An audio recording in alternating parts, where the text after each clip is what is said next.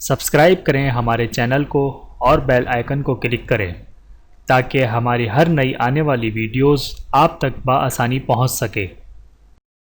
اعوذ باللہ من الشیطان الرجیم، بسم اللہ الرحمن الرحیم۔ تمام دیکھنے اور سننے والوں کو السلام علیکم ورحمۃ اللہ وبرکاتہ، اور میں آپ سب کو اپنے چینل میں خوش آمدید کہتا ہوں۔ اور آج کی ہماری اس ویڈیو کا عنوان ہے قربانی کرنے والوں کے لیے بال اور ناخن کٹوانا۔ آئیے جانتے ہیں اس ویڈیو میں۔ بسم اللہ الرحمن الرحیم۔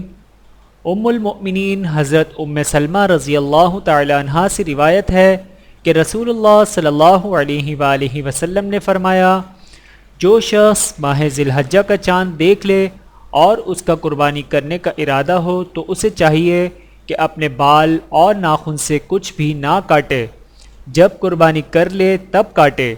بحوالہ صحیح مسلم۔ یہ حکم بطور استحباب کے ہے، یعنی عمل کریں تو افضل ہے۔ اگر ان دنوں میں بال یا ناخن کٹوا دیے تو گناہ نہ ہوگا۔